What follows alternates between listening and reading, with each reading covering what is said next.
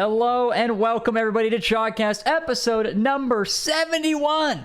I'm here joined by my co-hosts Johnny and CJ. We're here with our special guest, Feer. We've had a lot happen within the past couple weekends. We have all of our major teams, so those guys will be flying to Copenhagen. But in case you missed it, Chalkcast is also flying to Korea. We're actually doing a content boot camp. We're looking to record a bunch of bonus episodes while we're there, live and in person. And we're looking to possibly unlock some more goals as well for those paid Patreon members. So be sure to check out the Patreon, patreon.com/Chalkcast to get a piece of that extra bonus content. But fellas, we got Where are the goals again? Where are the goals? I've genuinely forgotten them. We got a couple. I got them actually right here. So that's a great question. Nice. We got a Korean candy tier list at 600. At 700, it's a Chalkcast travel vlog.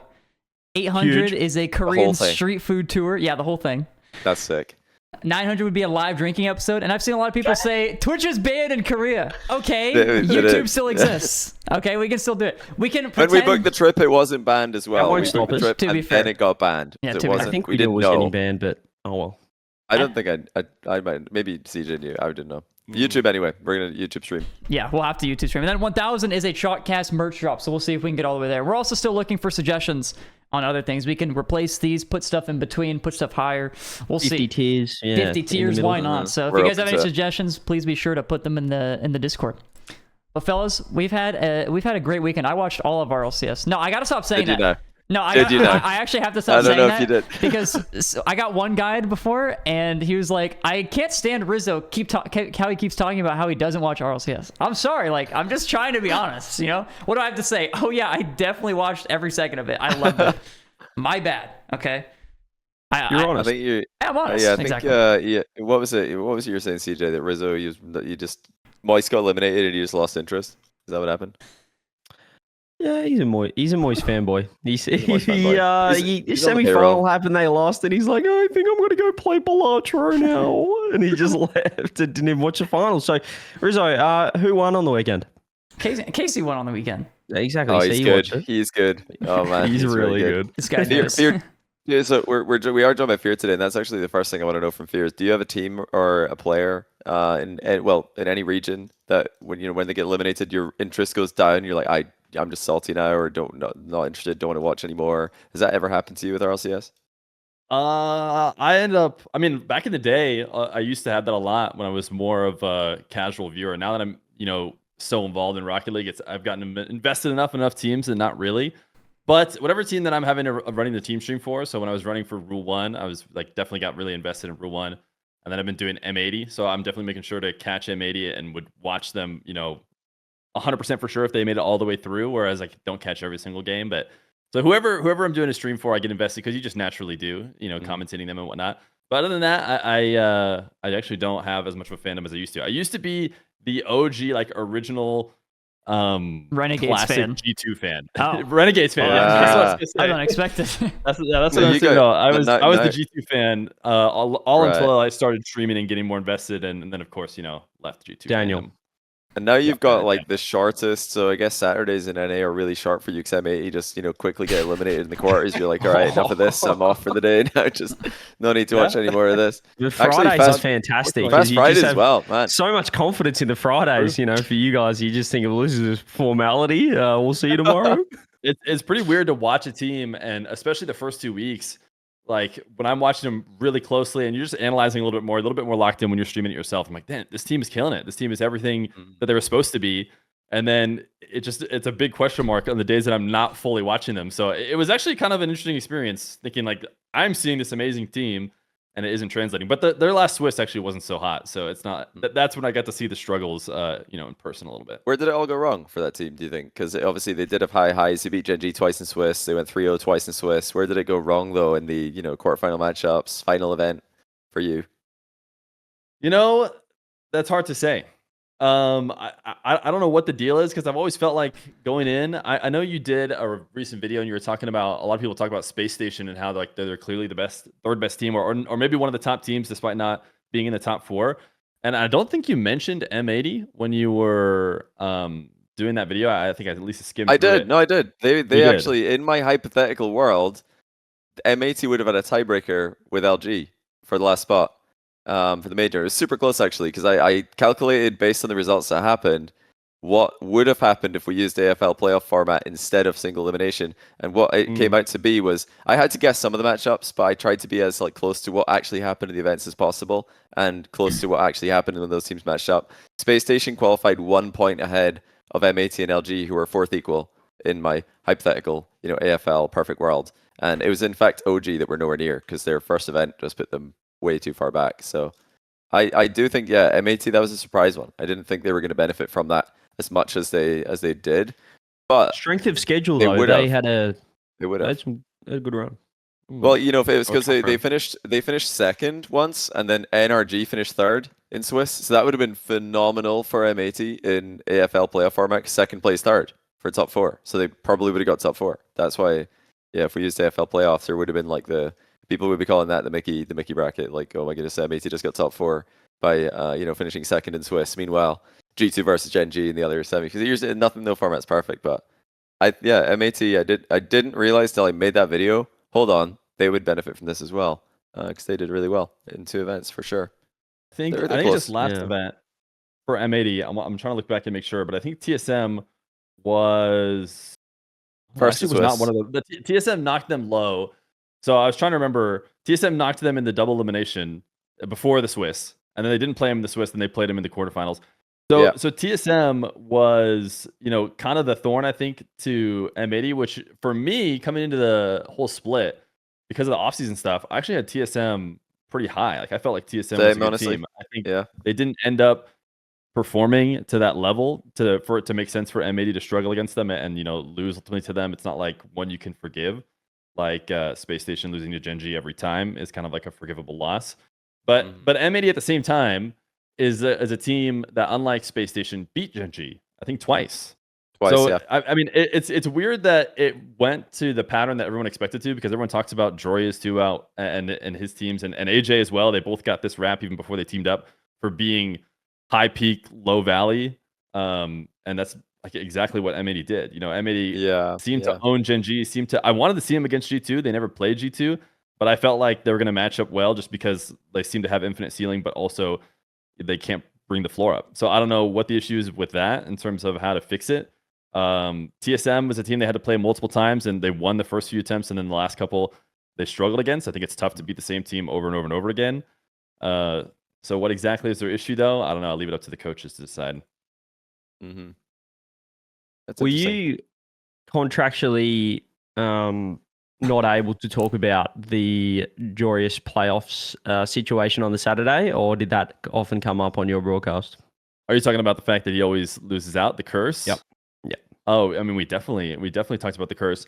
I said that if we went, because we hadn't lost while I was streaming their games, for the first 2 splits, we went 3-0, 3-0. So I said, I'll watch again. I'll go live if we go 3-0 again in order to help break the curse. Because to me, I felt like the curse for Joyous is only when he goes 3-0. If he gets out of Swiss, then he's like won in the past before, right? So when they went to round 5, I said, okay, the curse doesn't even apply anymore because they didn't go 3-0. So Joyous is going to be fine. They're going to do well. But I guess I was wrong. So that one also didn't work. CJ I did not also, go live, so CJ also brought up strength of schedule, and I saw actually Direct made a tweet about this split specifically. Yes. The team with the hardest strength of schedule in NA was actually SSG, and I have they had the hardest Swiss strength of, like any year in the past that has used Swiss, which is the fall split, any split that's used Swiss. They had the hardest Swiss ever, because Swiss is actually quite good at evening out the strength of schedule, because if you're winning, you play other winning teams. Fourth hardest all time. Yeah, fourth hardest all time, and the two above are both spring, which is double elimination, and winter, which that season 22-23 would have been groups into hardest single, Swiss, right? I see. Yeah, it's the hardest Swiss split ever, and the second hardest Swiss split ever was Omelette this split as well. Third was Jynxzi this split as well. So actually quite a lot of tough ones. Fourth Muffin Men probably. I wouldn't be surprised. No, I don't see them on there. Actually, probably, yeah. Pretty tough round. Probably should have been Matey. Direct probably forgot to put that one there. Yeah. Must be easy mistake. All good.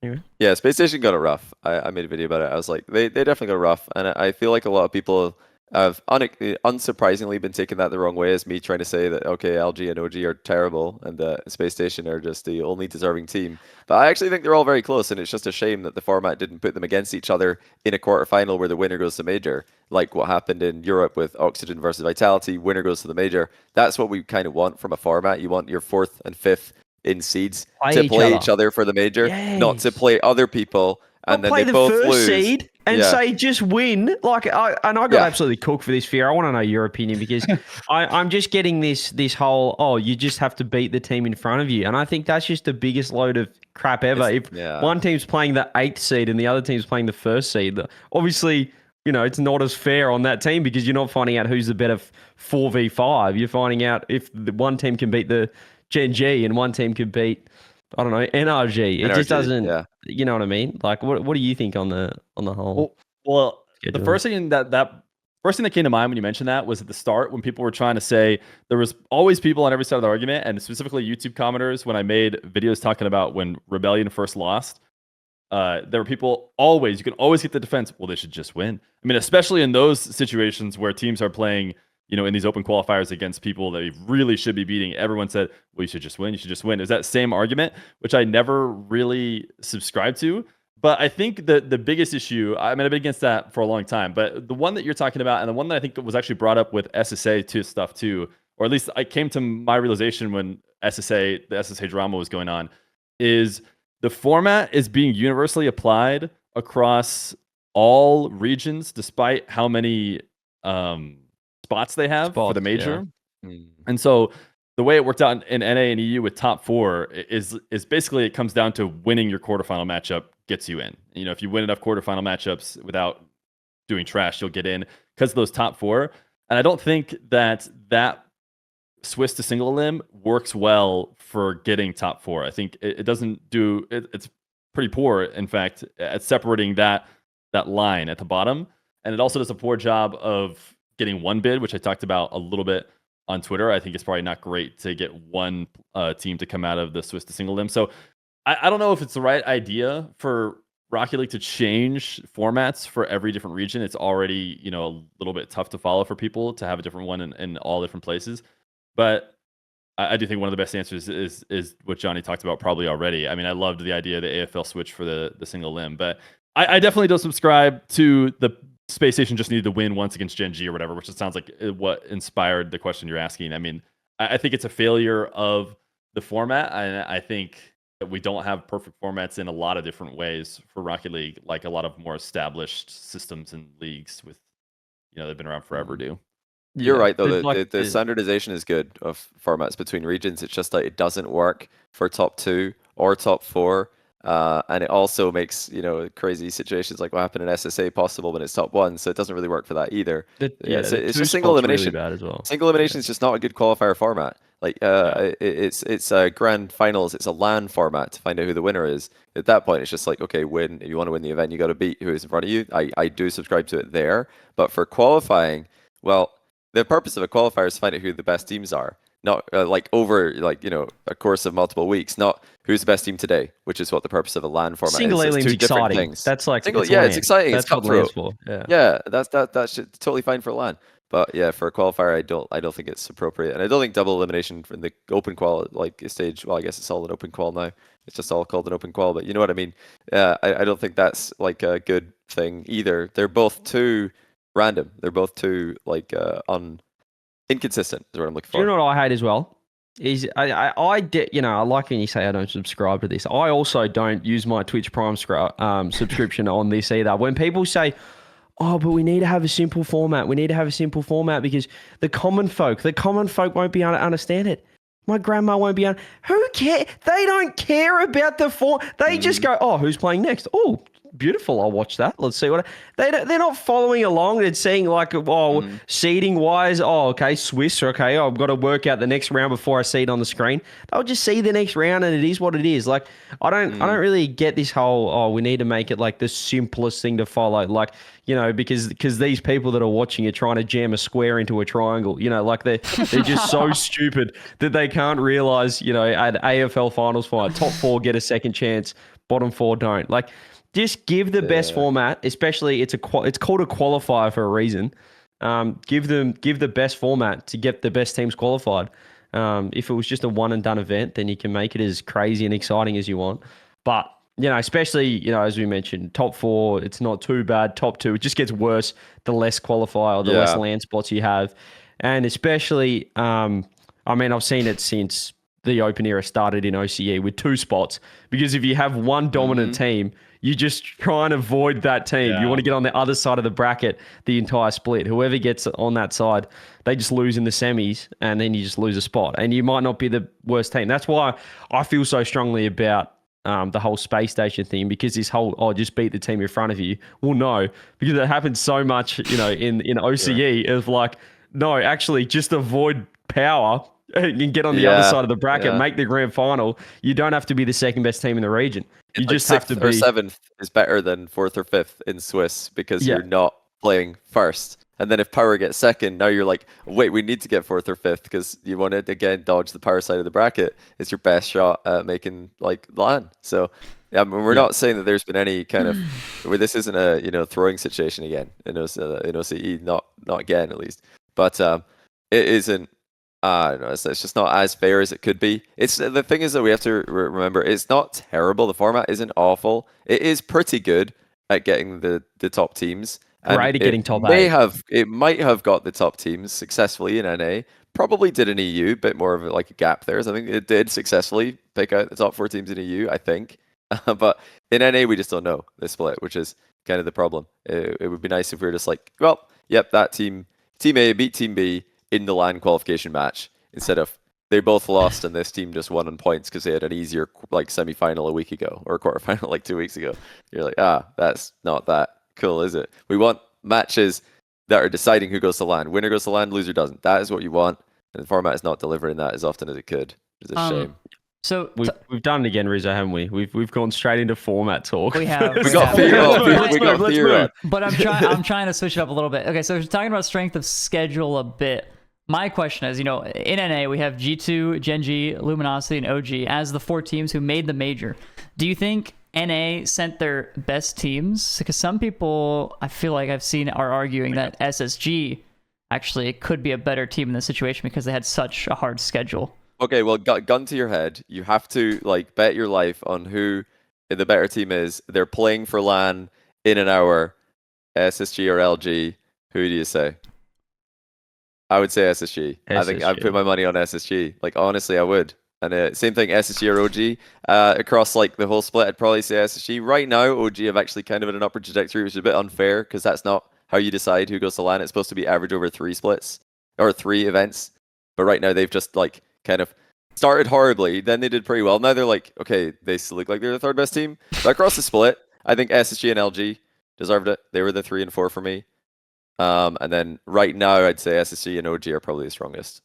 That's but SSG definitely top 4. I think they're top I would 4. like to say SSG, but let me preface this a little bit because every time, based on your question about it being LG, people are going to call me an LG hater, as they always do, because every time I watch NA, Reynolds had the save, right? And I said the save wasn't that good. And then for the next week, everybody said I was a Reynolds and an LG hater. But no, the reason I said LG is because OG, I think right now, form could be, you could say they're 3rd. They did sweep SSG, so I think a lot of people would say OG, they win that, which is fair.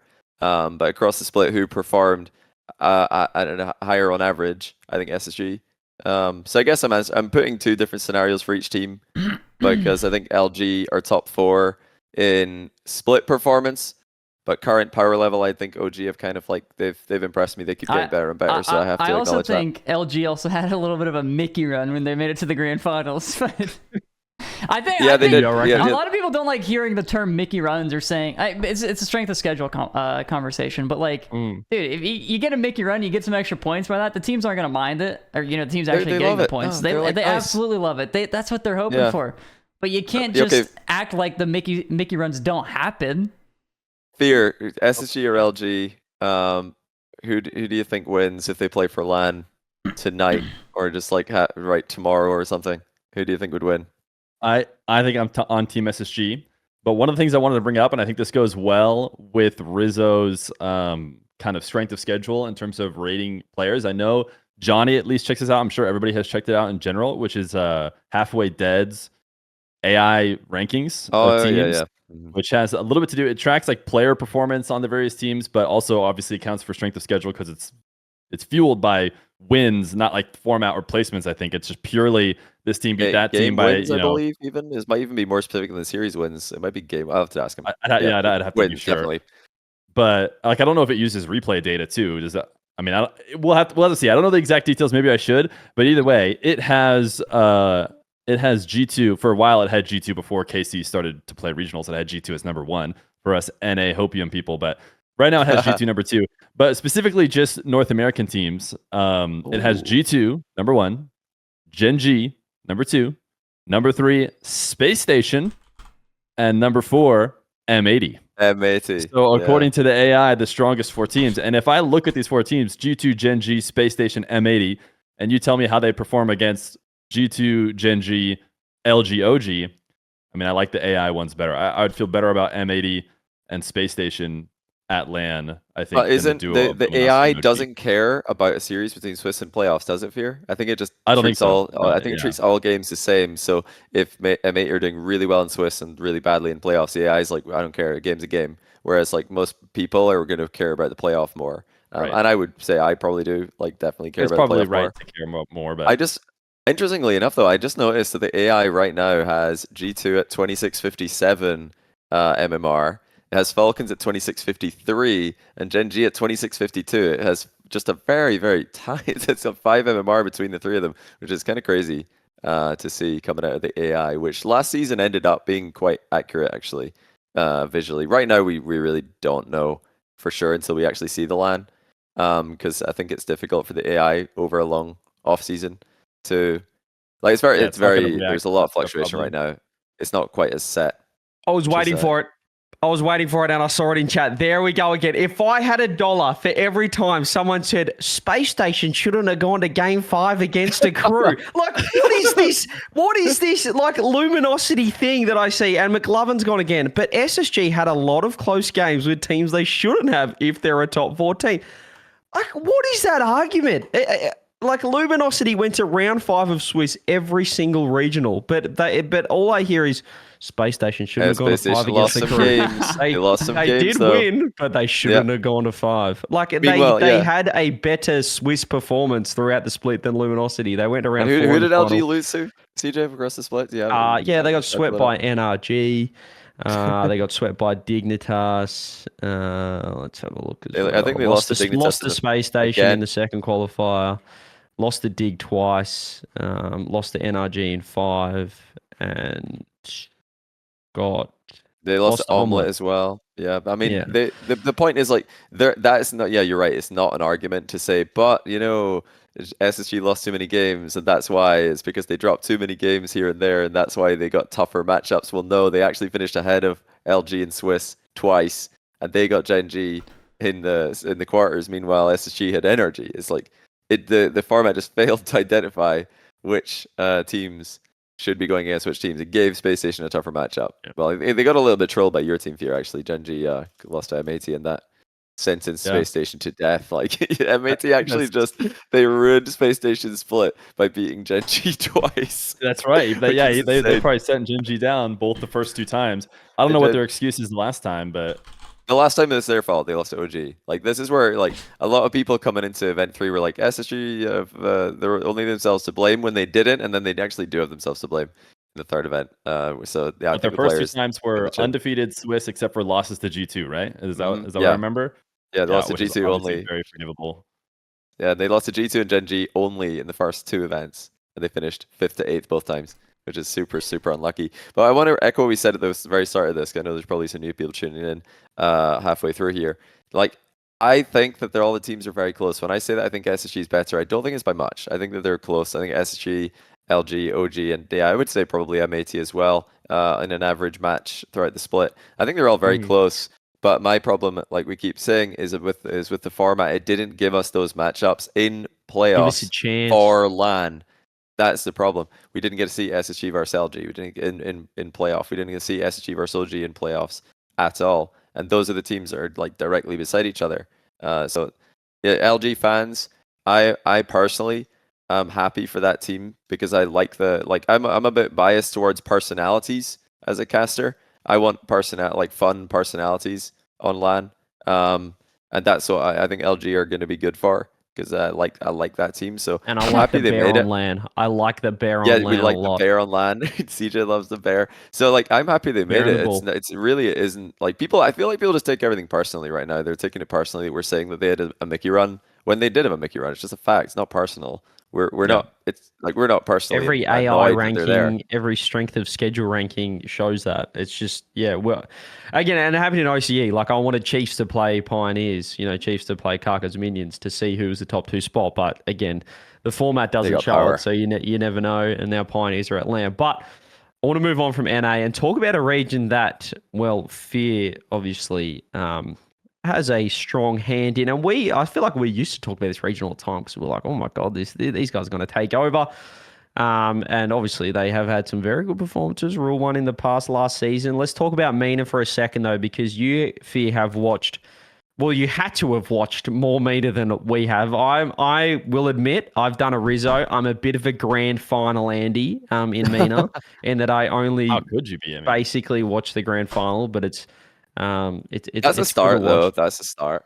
I mean, if there's any I've reason to watched, watch just the grand final, MENA is usually pretty safe. They haven't Yeah. exactly beat the grand final allegations in terms of like other interesting games to watch, unless Team Falcons Rule 1 matchup against each other because of this young squad that I watched that pushed Rule 1 down. But anyways, you didn't finish. It sounds like you had a question. I was gonna. Can you just like sum up like a little bit of the MENA split, the ecosystem at the moment? Do we have a top? We obviously have a top 2, but who's, just give me a little bit of a summary in a couple of minutes. So what's going on? So to me, the summary of MENA was going to last season, the rise of the Twins, as the Twins were slowly taking over, that the last major, the Boston major, spring major, the Twins made it for the first time instead of the Khaled Ahmad duo.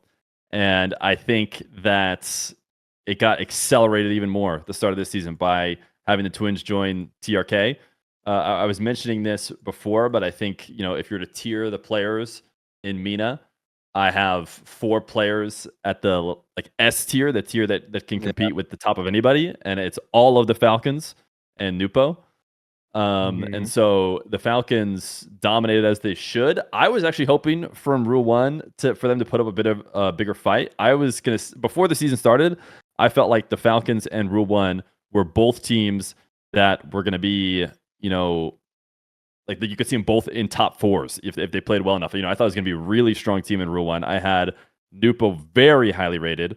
And so joining the veterans of Khaled and Ahmad, I thought it was going to be huge for them. What I saw from them was not enough to say like, oh, this is another team. This is definitely a team that needs to be at majors still. Like I'm not about to go back on MENA needing 2 spots. Like this is still a great team. It's just not 2 killer teams like maybe I thought it'd be. It is still just Falcons. I think Falcons are a team with a few other teams that could win the major. It's tough to say when Karmine Corp exists because it's like if anybody's predicting to not have Karmine Corp winning, they're just lying to themselves. But I do think there's a few other people who could potentially win, and I think Falcons is on that list.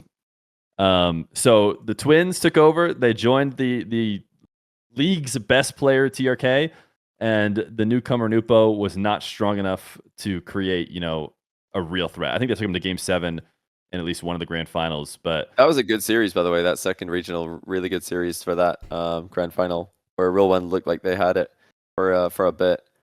But yeah, you're on the money. The Falcons are definitely like a level above. I'd say a tier above Real 1 at the moment. How much is it? I know you talk about they're all S tier, and then you got that Neopo as well. How much of it is that versus playstyle? Because like I watched that Game 7, did a bit of an analysis of it,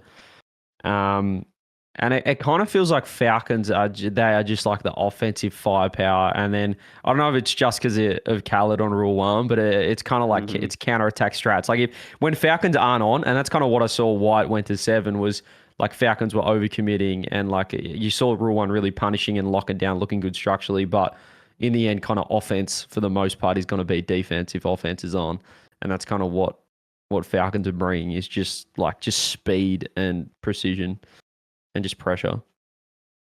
I mean, I agree with you. I think they're a fast region. I think they're fast against top teams too. I think one of the reasons why they get credit for being such an offensive region is because there's a decent amount of mismatches, in terms of the Falcons playing against a lot of MENA. They're going to be faster, stronger than, teams that are winning as much as they are and as heavily as they are often going to be credited as like an offensive team just because they're just so much better.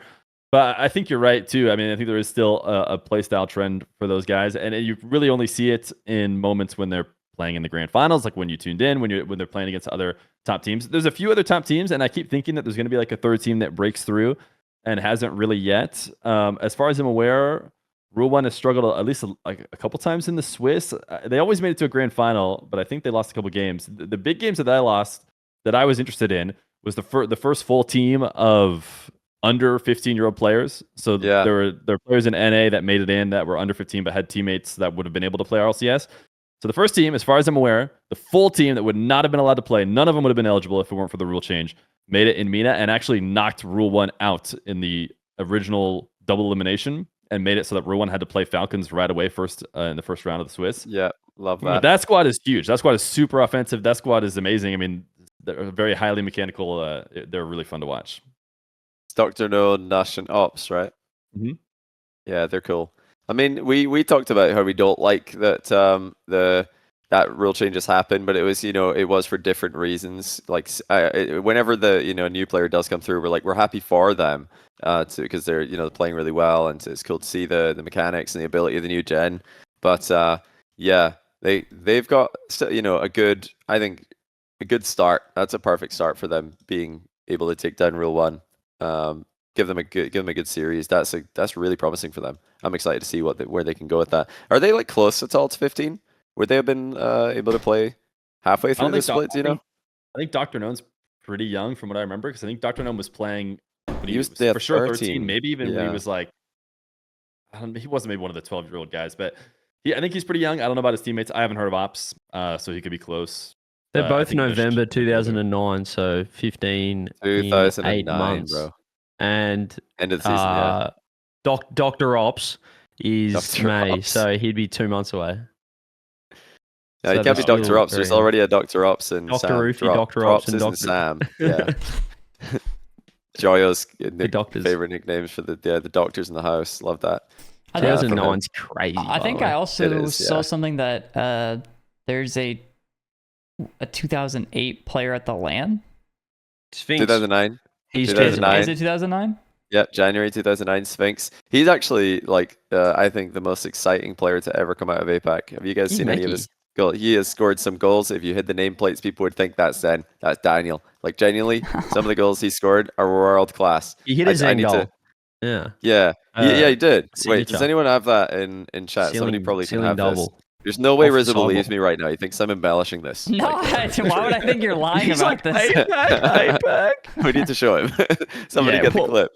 We've got to pull up one of these clips. They're insane. Like, I'm excited. Like, they beat Realize, Virtuoso, and Maxiu, 3 players who qualified for LAN and Worlds last year from APAC. So that's 3 players. Well, LCT's made LAN last year, but yeah, Sphinx and Kevin haven't before. They that's cool. 2 new players out of APAC. Full APAC team as well, beating the invading Virtuoso. Not that I think he's probably one of the players who's joined one of the smaller regions that's done it the right way. So hats off to him, actually being a part of the ecosystem. But yeah, I'm excited. I'm gonna see if I can find this. Nobody's posting in chat. While we find the clip, I'm sure we'll hear it. Before we get off MENA, I want to ask again. I want to get back to your S tier, your player rankings, because as I said, I'm a grand final Andy, and I'm looking at last season as well. For like Ahmad, because I feel like at some points last season we were talking about him. Being the best, like he was like when TRK was dropping off, Ahmad was looking like the best player in MENA. Obviously, you had the twins coming through as well, but why is he not now like the best player? Is it just kind of like the young fellas are just too mechy and quick, or is it something else? Is he dropped off, or has they got better? I think they probably got better. I think that the Falcons and the Twins, I mean, the Twins were always at that level. I want to go back to a world in which Nupo gets to play right away with KRN, because people were talking about that team being the better team right away, and I I mean, I think that would bring to your point that Ahmad or Khaled don't necessarily need to have having fallen off for this or fallen off to this for this to happen, because that team, Rawas, Killers, Nupo, might have just come over and just been the new best team, or right away could have been competing. And then if you remember, right before the season started, they even I think they made a special extension for MENA or for players to find a third, because Nupo got banned right as the teams were supposed to be locked in. So they were kind of scrambling since then. They picked up Natter, who actually played great, and then Mawson, who is another top player. But I think the Twins were always destined to, they were always on track to be the top of MENA as the new guns. And then, TRK as well. So I think my point is that it might just be that this new Falcon squad is up at a whole nother level. And obviously it'll be, easiest to tell at the major to see if that's true. But I would be quicker to say that they've reached new heights. And that's why the domination has come back, as opposed to the original Falcons when MENA first came out, when it was just, no one else could hang at all. And that's why they were so good. They just had a lot of separation, even though maybe they weren't at the top. So the region has gotten better, and the Twins joining in and combining with TRK has brought MENA and the top team to new heights. So it's not necessarily about Khaled and Ahmad, falling off. That's still scary, though. So if you were going to do a MENA 6-player power or just ranking 1 to 6 on the major, how would you rank the 6 players? Wow, that's pretty tough on land, on the spot.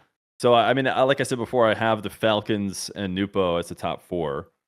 But I think tiers are probably better. I mean, to me, that's why it makes sense to just put. But I know whilst they all could be the same, I want you to predict how they're going to go at land. So you're going to have to split them. Maybe 2 steps. Give me something. You're just making me order them. Who's number 1? I'm not saying who you think's a better player. I just think you can maybe predict who's going to have a better land. Is it going to be Rawas? It's going to be his shows.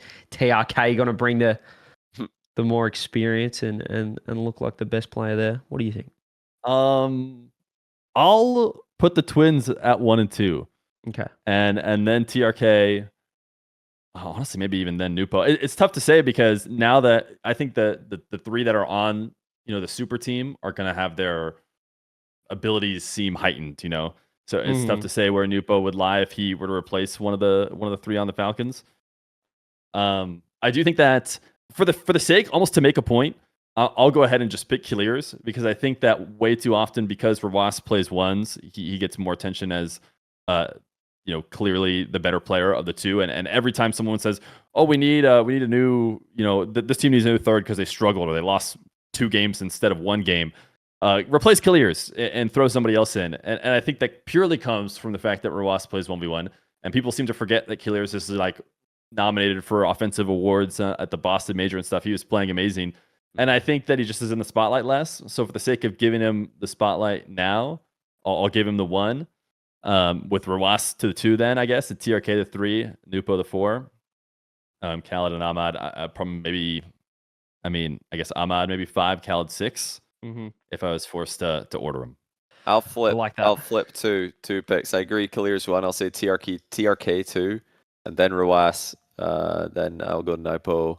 Put Khaled next, because I think I think Falcons doing well will make Clears and TRK look like the best 2 players, and then I think Rule 1 struggling a bit more will make Khaled look like a better player than Ahmad. Rawas doesn't need to make saves.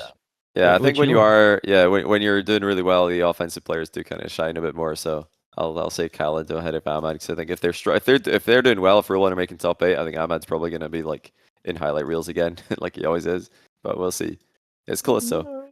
They're definitely not too far off. I think people calling for them to retire is ridiculous. I don't think too many people say it, but every time I feel like anytime that they're struggling, they're like, this player needs a new team. Anytime that there's a mildly bad result, oh, they're only the second best team behind Falcons, who are unbelievably stacked.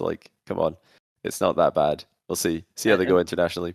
And that's why I bring up tier lists. Obviously it's fun to list them in order because that's just content, but tier lists do a better job of explaining, just because these guys are a step above doesn't we mean, want you to be wrong, Feer. We want a bigger chance of you being wrong. Last on the list. He's a bad player. Another for a tier list is a fence sitter, I think. So I like the 1 to 6. I love you got the clip though here, Rizzo, for Yeah, I find it. Yeah, production team has been working the crank backstage. We got the clip ready to go. Let's see if it works.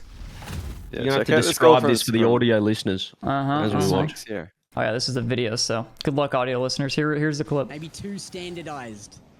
There was no surprises out. What a save. Catches on the goal line. Around. We knew what to expect, Takes it up. even if it was high levels. Ceiling pinch. Oh, come on. Wait, he kind of pinches himself as well. Yeah, he doesn't. He pinches the ball, but softly enough to like bounce off the ball and continue. I've literally only ever seen Zen do that in a 1v1, and Sphinx just done it in threes. That's sick. Wow. Of the net. So it's like back corner, off the sidewall, air dribble. The air dribble's clean. Yeah, the pinch is perfect. He even he done that against the team everybody thinks going to make LAN. We all picked that, I think, Gladiators to make LAN. Yeah, and I look at it, Sphinx just clipping on them. So that's what you look in this region. Like we said, this format's actually not too bad because it did deliver there. That was pretty much a match for LAN right there. Or wait, no, was that the match for LAN? Somebody correct me if I'm wrong, but I think it was. Yeah, they did play each other for LAN, and Elevate beat them. So well played.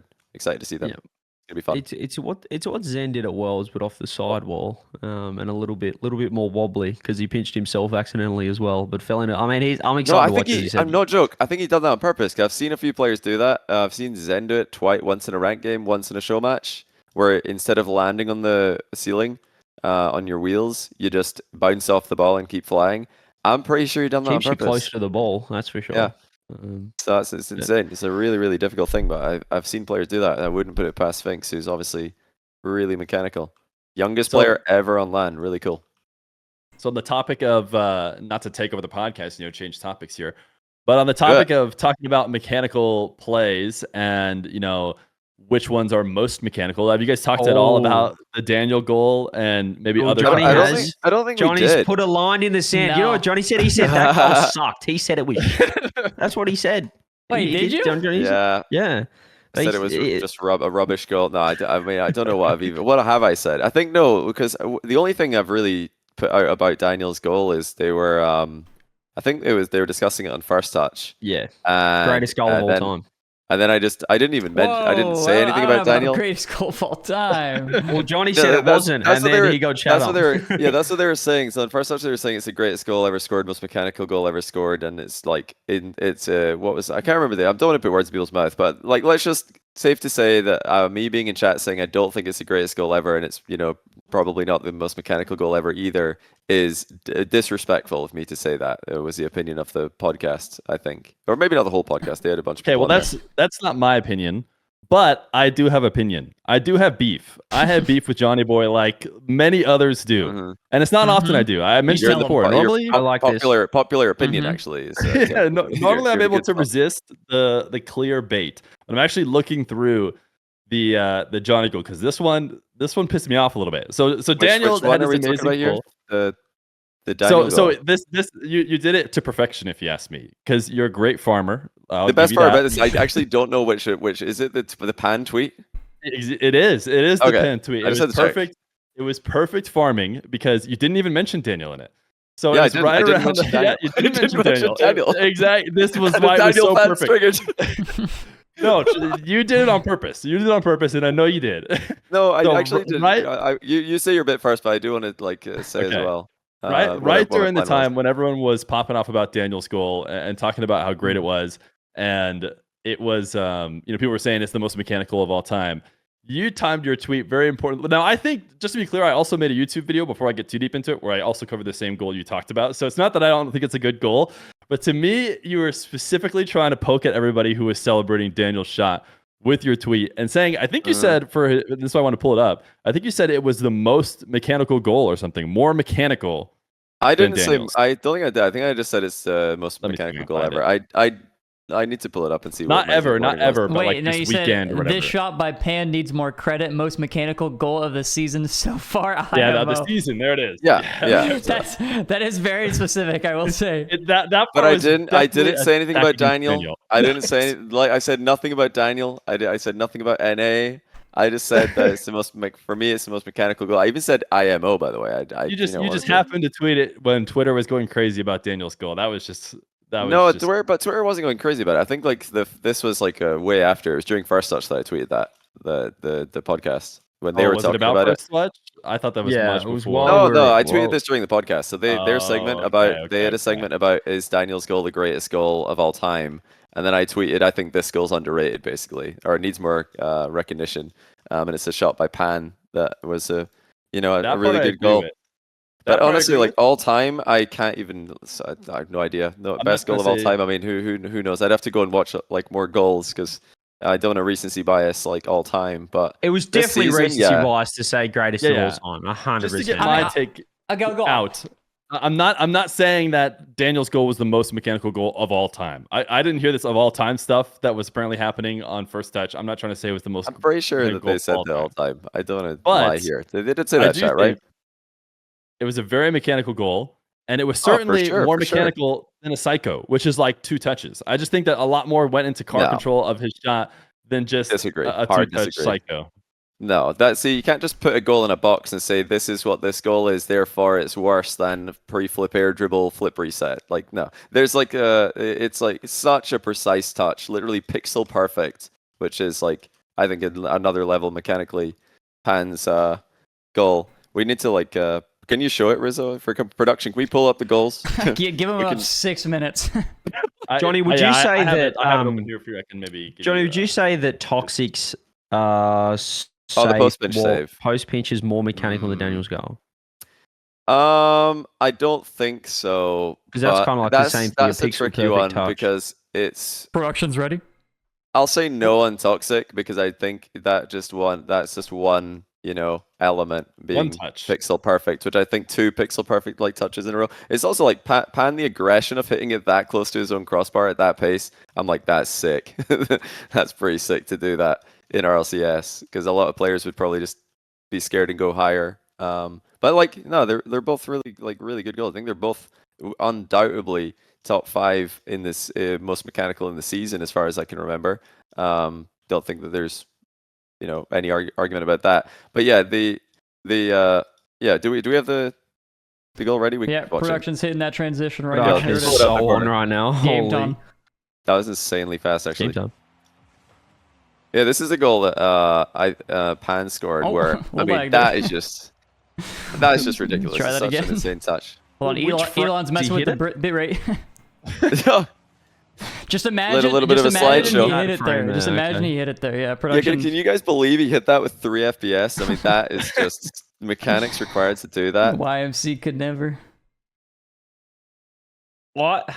I don't I think. think, well, can I before we talk about Yeah. the goal too deeply, I did want to answer the vicious accusations that Feer is sending my way. That actually no, I wanted to tweet about Pan's goal, and I think I typed up something about how I compare the 2 goals, and I was like, you know what? I'm just gonna I'm just gonna just tweet about Pan's goal. I went delete. That's what delete. makes it I'm the just gonna perfect tweet about bait. Pan's goal because I didn't. No, it wasn't debate. I was just like, I think like the comparison. Well, I was like, it'll take away from Pan's goal if I do that, and I didn't want to do that. I wanted to actually put more eyes on it because I'm like, I don't think many people have seen this because a lot of people were like, "What goal? What goal is that?" When I nominated it as most mechanical goal of the season. Seemed like not everybody had seen it. And I was like, oh yeah, it's South American goal.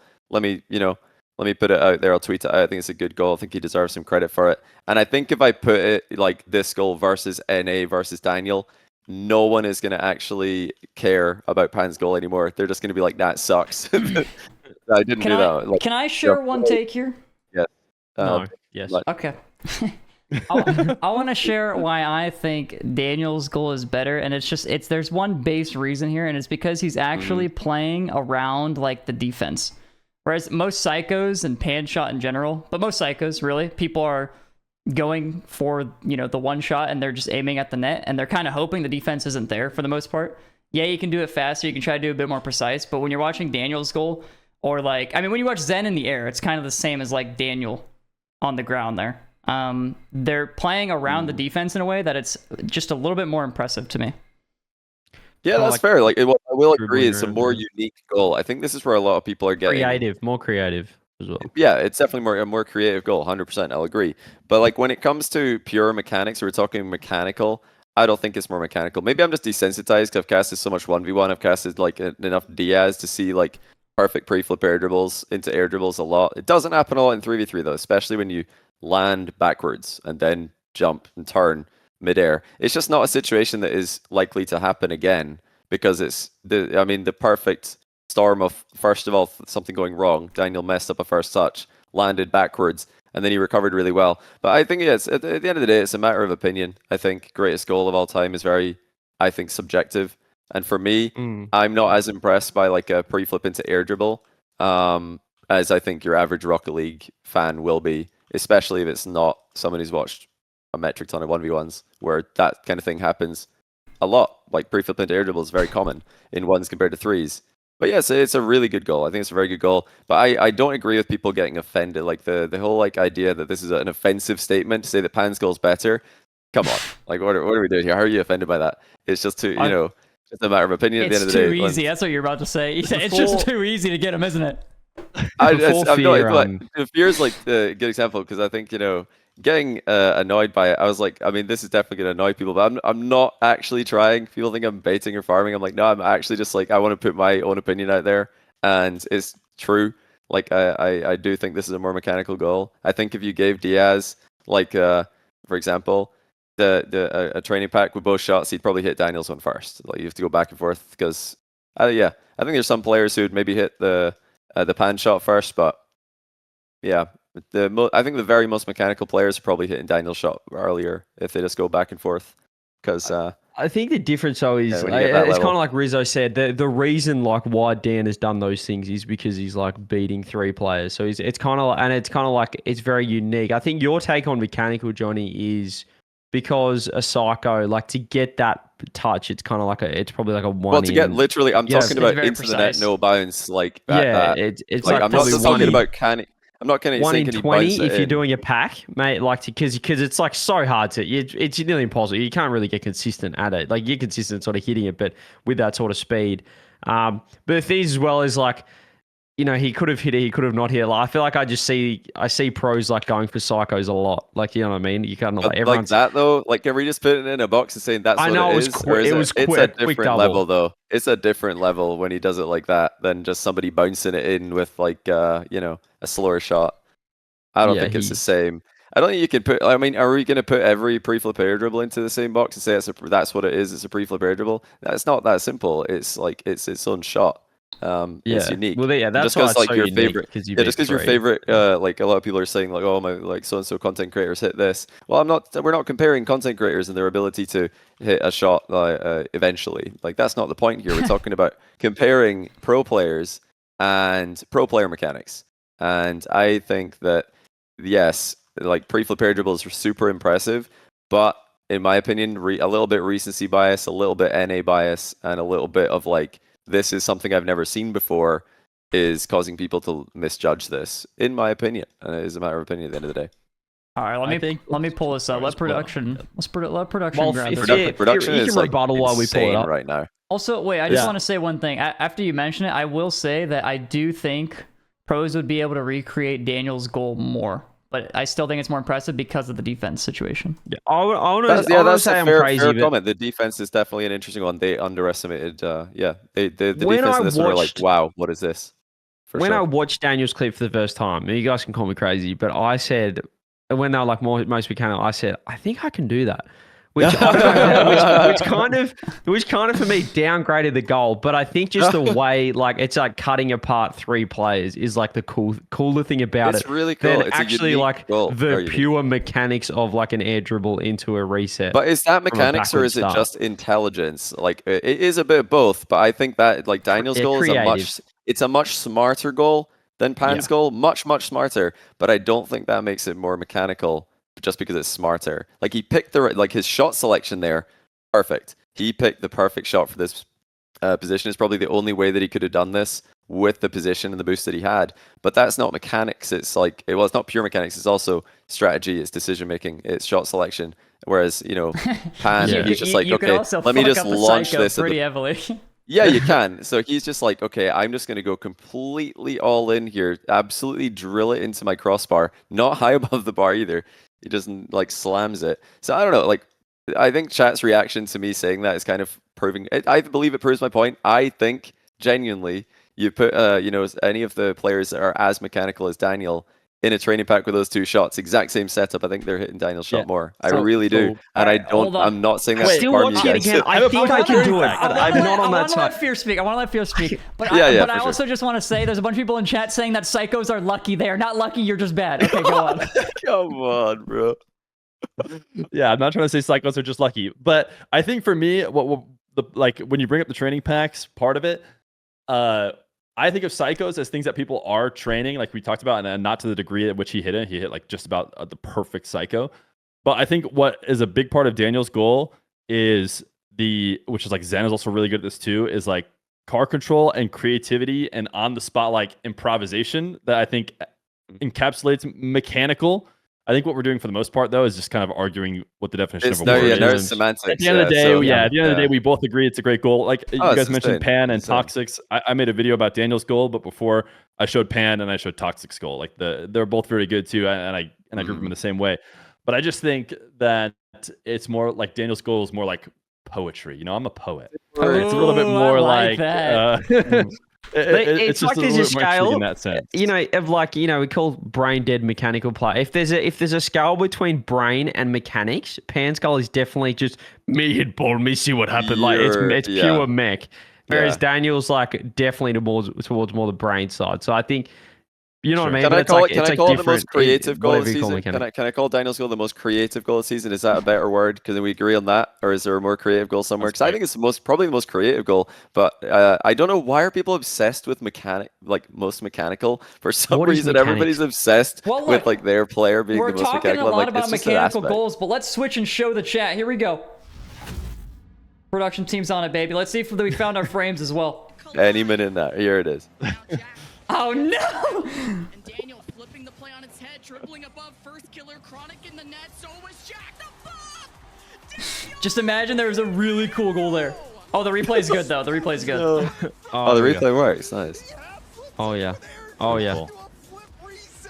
Backwards takeoff in again. I think I could just pull up free play right now and do that. But do bear in mind, CJ thinks he can win a fight against a grizzly bear, so that doesn't actually. It's not the deal. He did say that, and he meant it. So if you were going to do it in free play, are you including 180ing yourself off the first touch? No, well, that's the thing. But he stuffed that up. Like if I'm there, I'm going. Oh, I don't know. I don't know. As peak. No way. Okay. No. There's no way you think he intentionally landed backward. I think he had to dodge the demo.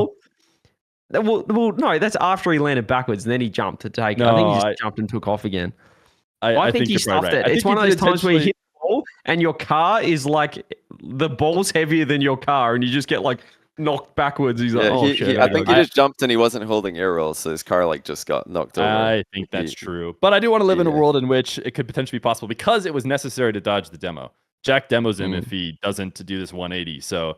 It worked out even better. That way, I'll agree that was just fortunate, even though I want to believe as peak Daniel believer. But, it was perfect. Improvising on the play is a big part of high level Rocket League because sometimes, actually, it's most obvious in 1v1. A lot of times, players will jump for a play and they don't know what their play is going to be. It might be like the defender jumps, so they just go for a direct hit over them. Maybe they don't, so they go for a flip reset. Maybe like the defender backs away off, so they're like, I'm just going to let this ball bounce and go again. It's improvising, and that is where like 1v1 players really shine. And maybe, like I keep saying, I think that might be why I'm desensitized more to that goal, because I'm like, yeah, it's a crazy goal, but I think I've probably seen something like this in ones pre-flip into air dribble reset.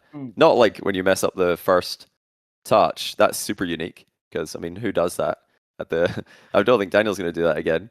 But you know what I think? Can we agree they're both like really, really good goals? I think the argument over give a great is analogy for it. Thing. Yeah, CJ, wrap this conversation up. Let me wrap big analogy here. I think the reason why this is so heavily debated is because it reminds me of like Ronaldo versus Messi, right? Where do you argue is a better goal Ronaldo slinging one from 40 yards top bins or Messi just dribbling it around three? You know, the Ronaldo fans will say, I saw my 6-year-old dribble around 3 kids on Sunday. You know, can he sling it top bins from 45 yards out? No, he can't, because that's just absolute precision power mech.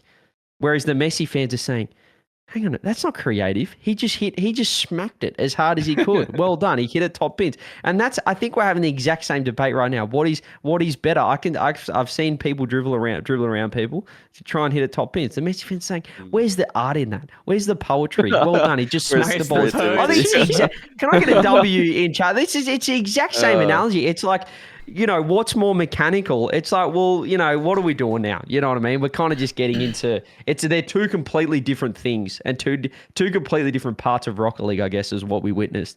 So, are you a Ronaldo fan? Are you a Messi fan? You're never going to be, you're one or the other.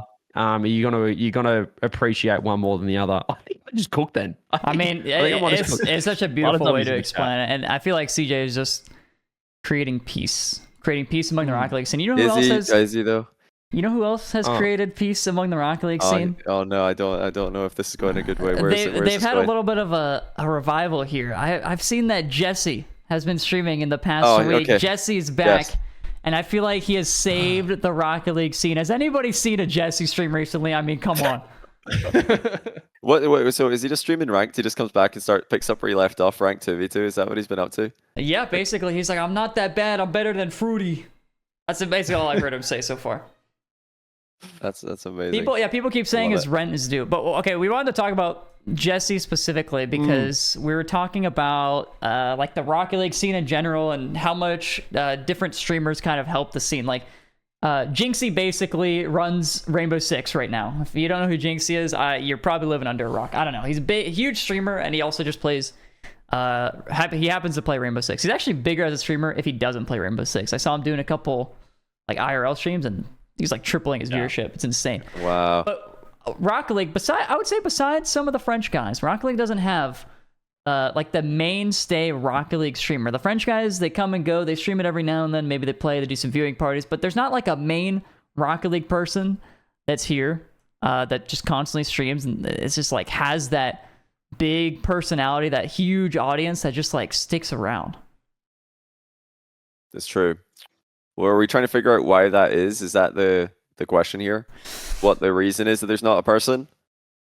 Or are we going to nominate someone to be that person? I mean, we could do both. I think the question is how can we get XQC to just play Rocket League every day and become a part of the community? How can we get him to read patch? Well, okay, never mind. Hold on, forget that. Yeah. For a long time. So I was of the opinion for a very long time, pretty much before Jynxzi, that there was no answer, that like you're going to be limited in some sense to the popularity of the game, and that if someone was gonna pop off, then they would have. But I've been completely converted by Jynxzi, who I don't really watch, but he's gotten so big it's impossible. Rainbow to Six was dead. Check him out. It was dead. And you could just tell, you watch a Jynxzi stream for 10 minutes and you're like, oh, this guy is a level of like entertainer on his stream that is unmatched in terms of just like energy and what he's bringing. Like the people are obviously there for him, as proven by Rizzo saying, he played exclusively Rainbow Six and then left Rainbow Six and he gets more viewers. Like, I just think we just don't have somebody like that. I think it's going to have to be somebody young too. I don't know. I think people like yelling at the screen and stuff, which is something that, I'm not. You need to be a little bit insane, like you do need to be 100%. Incredibly high energy and a little bit insane. And it seems to be, the perfect mix. So I don't think Rocket League has that right now. But man, would it be nice if we got ourselves a Jynxzi who just brought a ton of people to the game. Is he streaming right now? He is right now. He's on Rainbow Six. 111,000 viewers right now. Him and Shroud have, and wait, Moist Critical, Shroud, and Jynxzi have 125,000 viewers between them. Rainbow Six category has 147,000. So it's basically it's like if Rocket League just randomly had someone stream. It's like, I guess that's actually so insane that the 8th most viewed streamer is like in the hundreds, and then Jynxzi's just got 111,000 at number one. It's like the really category is just one stream. What? One of the things about Jynxzi that I've really wanted, that this is a great for any. I know we don't want to get too into streamer meta because I know not everybody's in chat's a streamer. One of the things that like I've realized looking at Jynxzi's stream, and it frustrates me so much. You can actually pull it up right now. I don't know if links are allowed in Rizzo's chat, but you guys will be able to see. Not that he needs any more viewers, but he has a green screen that he puts on the back of his chair, and every time in his stream, the green screen does not cover the full camera. And sometimes he makes his camera big enough that little empty space is like dead center of the screen. And it takes up what seems like very important space. And he's streaming to 113,000 people and none of them could care less. The And more it's a scalp very the better, important isn't it? lesson It's- about like what yeah. matters. Yeah, production value is overrated on like individual streams in sometimes because like there's a really like sweet spot. I think Jesse's a good example of this, where actually the scuffed production is better. It's like And Tyler that's- one mic, That- Jesse mic. He got that's what- speed. Yeah. He That's what set I'm up getting the at. scuff I feel like plus and has Jesse set up the could be that. He XQC. just needs a TikTok and he just needs Jesse to slam could his be, desk yeah. a couple he times. does. Yeah, He could be. Yeah, And, like, Jesse could be the Queso as Rocket well. League Jynxzi, Like true. the webcams, they're all rocking like Logitech C920s from 2012, and they've all got like scuffed headset mics, and but people just love it. I think wanna Jesse say could be people, our I guy. I enjoy nominate Jesse. I Yeah. should ship Jesse to be the 100,000 Andy Rocket League streamer. That'd be a great world. Can we, I think he'd, we he'd, pull up he'd that represent clip? us You know well. why I don't ship Jesse? You know why I don't ship Jesse? He Why? quits too much. But I that's need- we fine. need 'Cause him he'll to be come back around and all he'll- the time. Every That's time he comes content, back, though. can you imagine how exciting it would be? You're Has- like, oh, we're Jesse's back. Has for anybody ever 100,000 watched viewers. Clint Stevens here? I know. Yeah, I know who that is. Clint Stevens does I that all watch the too much. time. He streams for like a couple months, then disappears for like 6 to 9 months, and then he streams for a couple. He does it all the time, but every single time he comes back, everybody's hyped. I think Jesse could do it as well. I mean, Jesse does do it, to be fair. He does, yeah. Yeah. No, there's definitely like there's He's so something there. funny. Because some streamers get really hung up on streaming like all the time, 8 hours every day, no breaks, and this is like you have to do it, otherwise numbers are going to go down. It's like really addictive, and it gets people stressed out. But actually, like a lot of streamers like Jesse, yeah, they just go away, come back, and pick up right where they left off, and it's almost like the break that the viewers have had from them is a good thing. So I like it. I think it's healthy as well. to PC have breaks. just Okay, apparently there's a clip of his PC Oh, is falling there- on him, so now I have to You share are that. joking. What is this? I- Jesse, a Jesse clip? Yeah. I also new Jesse he's lore. so funny. new Jesse lore. lore. Of course, his PC fell on him. Why wouldn't it fall on him? Okay, That let makes me perfect show Wait, sense. this was today. I thought this was yeah. like an all-time clip. It was Today, bro. And what a clip. That's the power of Jesse. I saw half a second and he just vanished. What the fuck? This is And what really a clean good. finish. Oh my god, my PC just fell. Oh my god, my PC just fell. Why is this so good? Why is it so good? He's just content. It's anything he does is so funny. You can't teach that. My PC's never fallen over. Where is I he? don't Can believe you, this. There he is. Can you show that clip as well? There's someone brought this. I think Hootie retweeted this from 2021. Jesse getting the interviewed interview? on an Yeah. RLCS broadcast by Wavepunk. No, it was whilst having- it was Twitch Rivals actually. He was on the Twitch Rivals broadcast, and his stream just started like donating to make noises to distract him. So He on had the channel broadcast, rewards on. he just sounded like an idiot on the Twitch Rivals broadcast because he couldn't talk. He was just Pull that up, thinking production. so That is hard. so funny. All right, here it And then his goes. stream, yeah, it's good. All right, you'll be able to hear this audio. Going listeners. back You only in. need audio. But why the content creators over? I mean, you know Monkey Moon and Extra are right there, right? Oh yeah, right, yeah. I could have also picked them, but I think Matoro's a very good player.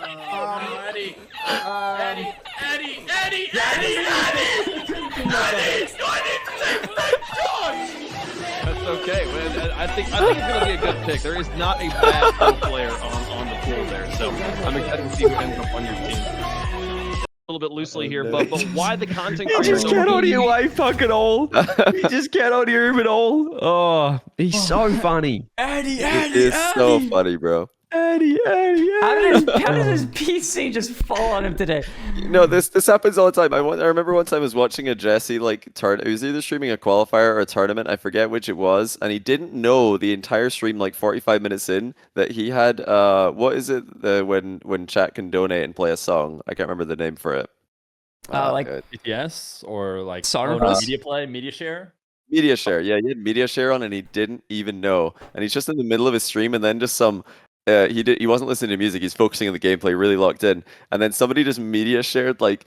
Da, da, da, da, da, da, da, da. Tried to walk in, like, where's that coming from? And he's looking for the tab. He's like, what have I done here? Like, where's the music coming from? He's getting so tilted because he can't focus, and somebody's just like media shared, and he doesn't even know.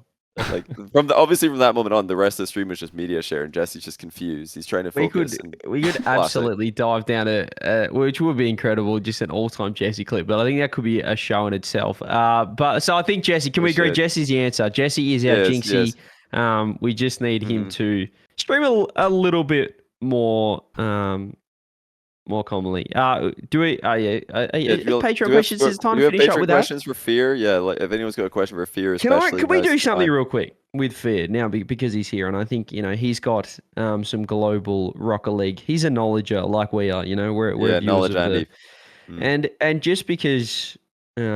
Look, we could do this next week, but I kind of want to get Feer's opinion. And as we're going to squeeze as much juice out of this major, even though we don't really have much yet, can we go through the round 1 matchups real quick and see what we're thinking for the Swiss? Yeah, rapid fire. Let's hear it from Feer. Okay. Could we just hear Feer's opinion? We'll give ours next week in the major preview show. Are we pulling something up on screen, or do we need? Yeah, Rizzo, I can give you the link.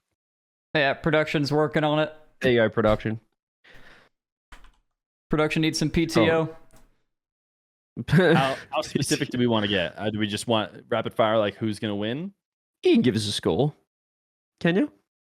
Well, I did a little bit of predictions. I used some help from chat, but I don't know. Just give us a round 1. We don't need you to run through the whole. Right. Sure. The whole Swiss, but so maybe a little. Not a full reasoning, but maybe like, Fear, because I really liked how they've, like that kind of thing. Just host this thing for a second. Yeah. Carmine Limitless is a pretty clear Limitless 3-0, obviously. I mean, we're talking about a team that won every one of their regionals. They have not lost an EU team all split in SSA. They've been farming EU teams in their own region. That's true. That's a great point. Very obvious. KC, I believe, had a loss. KC lost to EU teams, right? At least once. So that's true. I mean, they've also never beaten a team from themselves. SSA, as far as I'm aware. So that's not good for them either. For BDS and Elevate, I don't know if you guys have seen the Sunless Con video with Kevin in it, but that has me a full-on believer for Elevate. Watch so I think I have an Elevate 3-0 against BDS in the first round for sure. And now I'm running out of things to do. So Carmine, BDS, and G2, I have winning in sweeps. Vitality, Complexity, I had a close win for Vitality. I think that a lot of people are saying Vitality fell off harder than they really did, is my opinion. I think it took a little bit to get back in stride, but nothing kicks the fire going like losing, which they had never done, and now they have a taste of. So I don't think the team is as worse as maybe some people think. And I have them over Complexity. I have Jynxzi over Power. Power get a game. And then Gentlemates Rule 1. I think these last few are the spicy ones. So, I mean, I don't know if you guys are going to chime in yourselves, but these ones I think could go either way. But I have Rule 1 over Gentlemates. I think that was slightly influenced by the chat, which was very MENA biased when they were helping me, because I think I was going to have Gentlemates over Rule 1. Now, the problem with having Gentlemates over Rule 1 is that it would lead me to having only one seed upset, which would be Furia over Luminosity, because I have Falcons over OG, which is boring and also not super likely. I feel like you don't often get only one upset. But I do think that if it weren't for chat's influence, I actually have Gentlemates over Rule 1 for all the things I said before about Rule 1 and how they weren't as high of a team that I wanted to see from them. Coming into the season, I maybe would have had it differently, but I actually think Gentlemates have a slight edge. But then Furia over Luminosity. And I have Falcons over G big time. I have Falcons. It's a much better team than OG. What do you think is the craziest potential upset that could still be possible, like within the realms? So for me, I think that betting against teams that have won or exclusively won, any team that's exclusively won in their region, you just don't know. It's like you just don't know which way to get from them. So I'm looking at Power. I'd say Power over Jynxzi. We've seen Power in an early round. It might have been a different squad then, but we've seen OCE, win in those early rounds for even good teams like Jynxzi, and especially a team that just won all the regionals. You got to believe in them. I don't think any of the top three, like I said, are for sure. I think Complexity could beat Vitality. But as far as the biggest upset that's possible, I guess I would say Power Luminosity ROG. over Feera, I think, is technically an upset. Or no, it's Yeah. technically not an upset. But I think Luminosity beating Furia would be an upset. Yeah, agreed. Agreed. What's your hottest take then about the major? What is your steaming hottest take that will get everybody up in arms on social media? So the takes that get me in the most trouble is because I'm from North America, just believing in EU. People think I'm not allowed to do that, despite all the evidence. That is criminal, my biggest take is that people might get mad at is that North America and other regions are saved by the format because it's going to be so incredibly hard to get all the 4 EU teams in the top 4. It's going to be almost impossible to have the Swiss work out that way. And I think that it could, in a different format, still happen again. And I know that people are going to hate that because G2 and even G2's got my boy Daniel on it. But I think we haven't been given evidence yet that other regions are taking over EU. But fortunately for us, it's going to be like nearly impossible for them to get top 4 with the way the format works. That's disrespectful. You got to be careful. You are getting very, very dangerous territory here, where you are actually disrespecting a lot of people personally, and that is very it's going to get you in a lot of trouble. I'm offended on their behalf. That's like literally an incredible hot take there. Somebody's asking. Wait, who asked this? Is a good question. Heisen on the Discord says, "What is your favorite 1v1 series that you've casted?" Fear. Favorite 1v1 series. I think I get this question sometimes. A few of them mean a lot to me. The first one that meant a ton was Daniel and Khaled. And I mentioned that a ton because Daniel, my stream rose with his 1v1 ability. And it basically attracted people to the stream because of it. And then I was of the opinion that Daniel was the best player, the best ones player in the world, and there wasn't a ton of crossover. So then he played against MENA and he played against Jack and Jorias in the EU tournament. And so the MENA day was first. And so that was a huge win. And it was like validation for my belief that Daniel was good. And I think it's like easily my biggest game at the time. So that one I remember. Jack winning his first 1v1 tournament against First Killer in a tournament that I did is another very memorable one. And I think those are the two. The other boring one is ones like people won't know anything about, which like the very first ever tournament that I ran, that grand finals I loved because I had gotten to like 50 viewers and I'd never had any amount of viewers like watching, and it could tell that it was catching on early on. But that was certainly not the like most impressive 1v1 ever or anything like that. So Daniel Khaled and then probably Jack First Killer are the first two that come to mind. It used to be a ranked 2 streamer, didn't you? Or it used to be a ranked 1 streamer, didn't you? You used to play 1s. No, I did a little bit of 1s right before and then you stopped, right? Because you played 1s on stream. Yes. I played 1s for a full month on stream, and I got so mad, and people see the rage clips and stuff, that I said, I'm not having fun with this anymore. I'm not having fun playing. So I'm just gonna do streams that are streams that I like. What streams do I like to watch? I have a feeling you guys could probably guess what streams I like to watch. So I emulated them. Jesse streams. Jesse. Exactly. Jesse. That's what I'm trying to say. Jesse has always been the man. PC falls on him right now. That's why his production value is so bad. Emulate Jesse streams this whole time. And I never went back. I never did ranked again.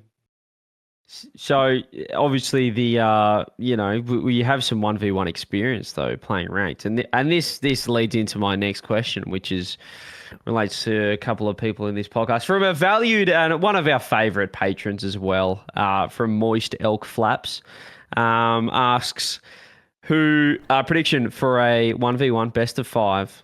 Fear versus Johnny Boy, because it is. I tell you what, is this no longer a meme? Because actually, you said the upcoming because every YouTube video, every video one of you put out, the top rated comment on every video is 1v1 Johnny Boy with AppJack commentary. True. So what's your prediction, Fear? What's my prediction? What ranks are we, by the way? I'll play with Johnny. I haven't seen you play. I am. So ever since I started streaming is actually when I first got it. I've been a Grand Champ 2 solo queuer in 2s. Johnny's in trouble. Like well, US West, we're good. Don't worry about it. US West and East, to be fair. But I barely nowadays, now that I don't play ranked like at all, pretty much. I just do it. I just play just enough to get the last reward for Grand Champ, and I'm right at the bottom of Grand Champ every time I end the season. So that's my rank. I don't really play 1s. We're actually frighteningly similar. That's like similar, same solo queue peak, and also same. Usually just get GC rewards and stop playing. But I think last season I didn't even finish getting the GC rewards. It was just a bar that I hadn't completed yet, so I didn't get it. But yeah, not playing enough to get the rewards right now. I should probably mention before people try and go find that show match. As far as I'm aware, we don't have an upcoming show match. I feel like that would be I don't know. Like when you're really good at something, you shouldn't do it for free. And I don't see anybody putting any money up. Like, you know, where this is like a boxing event. Yeah, we need millions on the line. It's like when it does happen, Jake Paul versus Mike Tyson. If there's that much demand, like we got to see some. Like, why are we never the ones getting the prize money? Fear. That's what I want to know. Like, where's the give us a appearance score fee? line. Like, Add some We juice talked to the about fire. it a little bit before, but everyone, the fans have shot themselves in the foot because they thought it was a good idea. Now they've been so adamant about it. It's like, okay, well, now if we do it, it's got to be a special, humongous event. It's got, but I can't just give it to you. You guys have been asking for it for so long. So if it ever does happen, we're gonna be in a stage with exactly. It'll be on full land. There's production be value. tons of prize. On Jesse's stream when he's at one- 100,000 viewers. Like, we just need Jesse to get One famous best first. of 3 because fatigue will set in after It that will, game. it So will. let's not but go too crazy. Viewer fatigue, not necessarily our Viewer- fatigue, but viewer it's going to be like, fatigue. oh wow, I didn't want this. That's so They're true. gonna be like, It was like when, this is a bad idea. when Johnny did the Ludwig versus Aatrox, and people were like, "Oh, it's so hyped," and they're like, "This is kind of embarrassing." No, it's because Aatrox got like 3-0'd so badly, Yeah. and I think Ludwig was handicapping himself in game 2. He didn't use boosts, and in game 3, I think he did. He tried not flipping or whatever, and he was still winning. And Yeah. everybody was like, "This is so sad." It's just not a competition. It wasn't not the best matchmaking there from us over in Salt Mine Underground. Our bad on that, but we had a lot of fun casting it. Not gonna lie, I love casting. I think me and Fear are in the worst. I don't like casting Grand Champ level gameplay because it's not bad enough to be funny and it's not good enough to be interesting. It's just boring. It's just so middle. painfully average that I'm just like, I don't want to cast this. I think like Plat and below is really fun to cast because it's terrible. Sorry all you Plat viewers, but it is so bad that it's good. And then Pro Play is obviously good, but yeah, anything like Diamond to like SSL even is just not. Yeah, it's not fun. I don't know if it's actually good content. It has to be. There has to be something else there to make it good. Something on the line. All right, before I finish that question though, I need a serious prediction. Best of 5 Fear. You've got to give yourself the win to add fuel to this fire real quick. Yeah, I think I would give myself a win. Are we playing it online on US East? No, you're playing guess- on I guess- LAN hypothetically in a World Championships prequel before the grand final. On the stage, halftime stage. show. It'll be close. LAN form will come into this. We better just do one game, honestly. If that's the setting, Yeah, after that, it's enough. Enough is enough. Like, I think I have the edge. I think I have the slight edge. I think if we did it on LAN, it'd be tougher. I think I'd have more nerves. I've never been in doing Rocket League stuff at all. you're not a LAN player. Yeah, I'm a LAN player. Yeah. Yeah. I don't know if I'd be a LAN player. I don't know. I could be a LAN player, but I'm pretty sure I'm not. So, if it's online on US East, that's a different story. I think, it's easily me, but honestly, I don't know. Neither of us play very much, it sounds like. I guess I can't speak for Johnny, but I do play so rarely. It just really wouldn't be as exciting as people think it would be. You guys are so good at not really providing any insight into how good you are at the game and leaving completely up to the actual series. CJ, you there's should so much play ambiguity with about it. Like, we Fear. just don't really... Play ranked with Fear, and you can decide. You can give your prediction. Yeah, that's true. That's the play. I do play I played a lot of it. ranked with CJ. Okay. Yes. I West, kind of like not West knowing play. though. Can I get one in here, Rizzo, before you go, or do you want one? You know what? I want to read this one because I have an absolute heater. I'm so excited to read it. We might have the same one, to be honest. This one actually comes from Craig in the Patreon. He says, "Yes, come on, Come on, Craig XNZ." He said, "Is EU talking much too reckless? Should we let them talk and be incredibly smug after, or should we have well-reasoned arguments for why NA can perform and be right and smug after?" Is it better to make up copium and then be like, I told you guys, or to kind of go, yeah, EU are better, but then be kind of like be happy when they don't do it? What do you think, Fear, in answer to that one as a NA? I mean, my way of doing it for sure would be that I've always been a fan that maybe doesn't fully believe or like gets hurt by the losses way too much. So every time, my team fails or whatever, it's like I can't forget and I'm not going to get my hopes up. So, my NA squad has failed the past couple times and I don't want to get my hopes up to lose again. So I'd rather, the thing is, if you say EU's better or you say EU's coming in hotter, which is just true, then you have the ammo and you have the ability to say NA's better whenever it happens if it does. Which, whereas if you cope with yourself all the way through, then can we ever really take your word once NA actually does become good, or you just always been saying that? So my plan, tell the truth, NA coming in below. If they perform better, then we can actually say they're better and we can mean it. Is when you say if they perform better, do you mean like winning the event? That's what I'm saying. If G2 win, but you don't get a single other North American team in the top 8, and That's all EU are in the other. You got 3 in the top 4 and 1 top 8. Yeah. I would say that's a win. It's a win for the current state of North America for sure. Is it enough to say? It would be season 7, by the way. It would be season 7 of RLCS where NA versus EU. The head-to-head record was 7-1 in favor of NA after the quarterfinals. But then Vitality went and won the semis in the grand final anyway. Vitality won that one? Yeah, Vitality won season 7. Yeah, I don't know if you remember. You might have blocked that one out from your mind. Rizzo, do you remember the first game of that Scrub equalized on 0 seconds? Like it was off the sidewall, and then he sidewall. I remember an astral pinch off of a sidewall, but that was in the same event. That was off back the corner, corner, and that was back corner, no, that was it Beyond the Summit. That wasn't RLCS. What we're talking about is the World Championships in season 7. Not ringing a bell. No, you guys were there. Yeah, you qualified that time actually. Yeah, and you did make it pretty far if I recall. Yeah, all right, I'm pretty sure. News to me. And they say game one's a warm up game. I was a big Rizzo fan, so I was aware. Oh, how are you feeling at that point? Because you were talking about how if you go into the event with with no copium and you think your team's going to let you down, then you'll feel okay after. But were you feeling really down after that? Did you believe?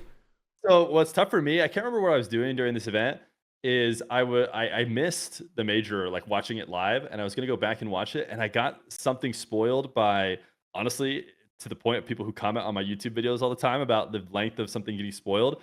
I think I went to go back to the series to watch it or something, and I could tell right away, like after the first game, I was like, oh no. Oh no. Oh no. I wasn't feeling great. But I do remember being surprised, I think. I'm trying to think back because it's been so long and I've watched so much Rocket League stuff before. But as a G2 fan, I don't know if I was expecting G2 to be in the grand finals. And I was like, oh, G2 got grand finals the one time I wasn't able to watch it. And then unfortunately didn't go as well as I wanted to. And then, but what was the vibe after? Happened.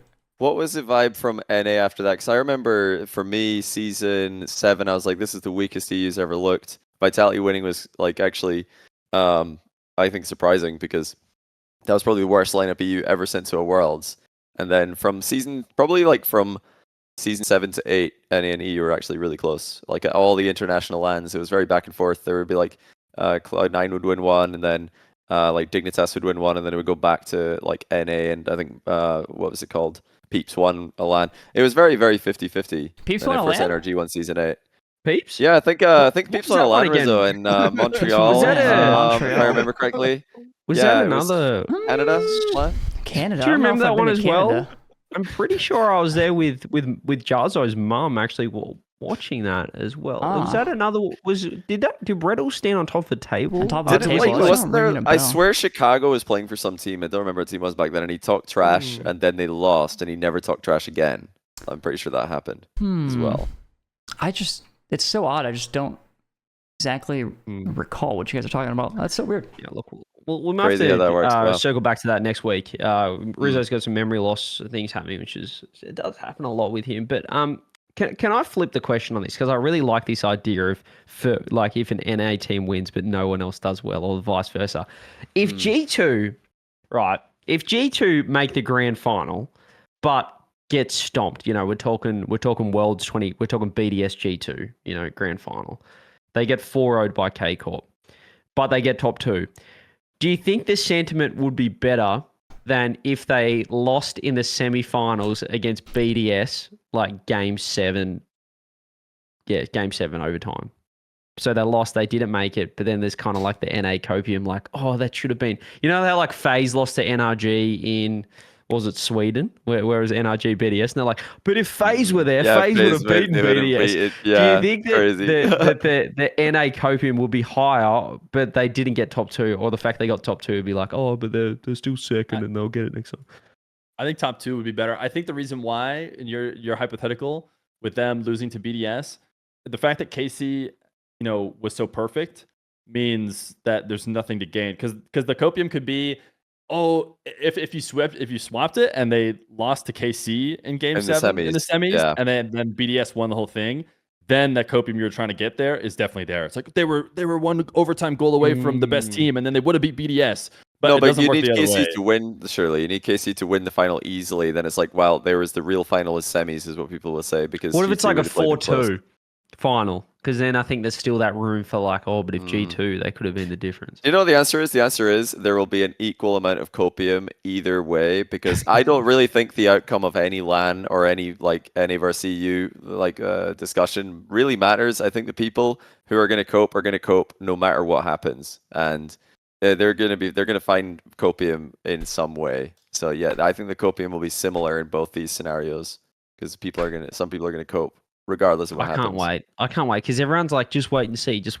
But I think even when we just see, wait and see. There still will not be. I don't think even when we see, it'll do anything to the NAEU. I love it. No, I think it will. I think it will. I have a take about that. I think that if NA have I think it could be really bad. I think if NA have another nobody in the top 4 type result, and maybe only a couple in the top 8 or one in the top 8, I think.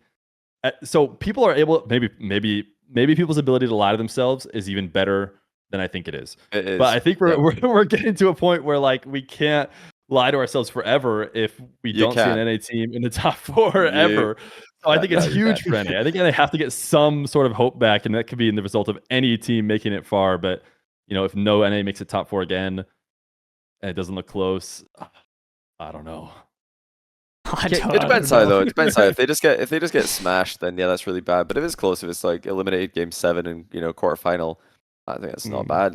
If a team goes out quarters to the eventual winners in a really close series, that's valid. Copium, in my opinion. Copium is not even bad. A lot of the time, it's actually fine. I love it. I love Copium. I don't mind it.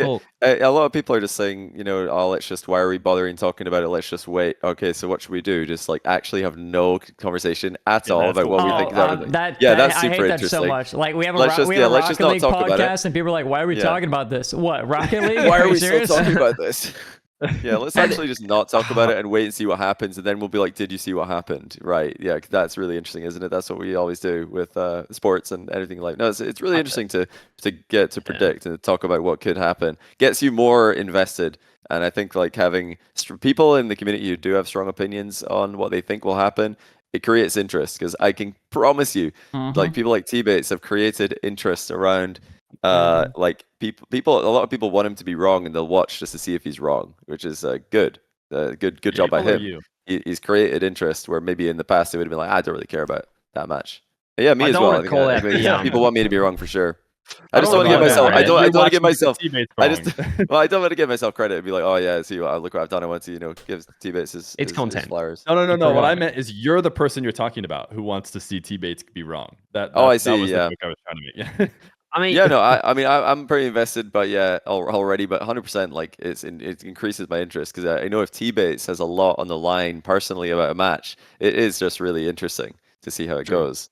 Because I can just go and walk over to the desk and be like, T-Bates, what's going on, bro? Explain what just happened. It's always so funny to hear the copium live immediately after, which is something we get to enjoy often. Yeah. I think that the discussion's always is really good. And I think, as I was saying, I don't want to call out the Reddit, but there'll be a post on I don't know, Johnny's rankings or T-Bates says this, and it's got 600 comments, and they'll be like, oh, I hate that they always do this. I wish they talk about actual stuff that, to me, it's all pointless discussion, but there's 600 comments versus something else is just a fact, or an analysis video, or just something happens and no one even responds. Everyone loves it. It's the same as just general news, bad news always gets clicks. It's what people are drawn to. But my final question for you, and this is kind of just what we were just talking about, but Who has more pressure on them? K Corp to win the major, or NA in general? G2. Or G2 to I don't know how to frame this. I was going to say NA to just get like a top. It's top only 4. G2's the only one who has pressure. If Who's got more pressure on them? Okay. Do you think just let me G2 with a region on the okay? Let me hit you with this. Let me hit you with this. Yeah. First off, KC has the most pressure of anybody. I would say they're expected to win. They have the pressure to win. Simple as that. And then out of NA, the only team that has any sort of pressure whatsoever is G2. The other teams, they don't even know, like, they probably forgot they qualified, right? They're not even expected to be there for the most part. You think Jynxzi don't have any pressure? Jynxzi, no, I don't think Jynxzi has pressure. Not like G2. No. No. Not like G2. Not as much as G2, but I'd say they have pressure. They've More got a whole pressure than, region like- on their Yeah, back. if he, like, G2. catches a lot of heat, maybe might feel pressure. I think OG and Let's LG say, have no pressure at all. Well, maybe that's not. I don't think true, Jynxzi has the actually. Maybe pressure. that's right. Maybe they do have pressure. Obviously, I yeah, think they've they're a got to beat great the team. allegations. And I do think they have that slight chance of actually winning the whole thing, but I don't think they have pressure because G2 are just like the clear favorites for NA.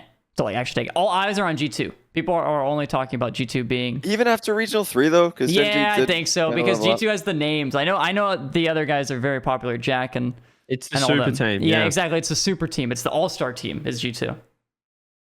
Is that bad then? That's NA fan discourse? Is that this is the super team? This is the team who are going to win it all? Is that putting more? Do you think that's worse for G2 that they're not getting other teams talked about that can win it?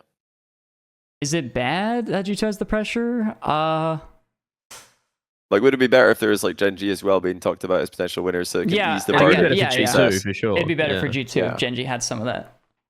But So like there you go, if- G2 fans. Start talking about how Jynxzi are going to win the major. to Yeah, help you need G2. to release some pressure off these guys. Sathy's got a big job to do. I agree with you. Like if OG or LG went 1 and 3 in Swiss, I wouldn't be like, I would be like, oh, that's probably around the mark, or 2 and Because 3. it's they a went round stacked 5. event. Like top 10 is super hard. It's so stacked. In this Yeah. event, it's unbelievably stacked. So it's not bad. It's actually not bad to get like 1-3 in Swiss. Like 1-3 in Swiss. When you see I bet you there's going to be 1 or 2 teams who go 1-3 in Swiss, and you look at who they played. You're just looking at that lineup like, what on earth is that? That is insane that you had to play these 4 teams and you're 1-3. Crazy. It'll be like four top 5 Top teams. Cougs. Top 8 Yeah. teams in the event to go 1-3. It's going to happen to someone. So it won't look that bad, I think. Who goes 1-3 then? Well, last question. Who goes 1-3? If Feer, are you putting the 2 OCE teams and APAC and SSA in the bottom 5, 0-3, 1-3? I think so. Okay, who else? Who is the final team in 1-3? Let's finish off on a bad note. Let's finish off on a nice toxic ending here. Can I go first? Yeah. I'm gonna go Yeah. first. And I want to get in with the take that just because I want to do it. I think Sam always has one bad result, so I think complexity going to go 1 and 3. Complexity is Sam always do this. interesting. One team Dangerous. just bombs out. Who's next? I'll say LG. I think LG 1-3. I don't think it'll be a bad 1-3, but I think they're most likely to go 1-3. I think you're right. But they're gonna call me a hater.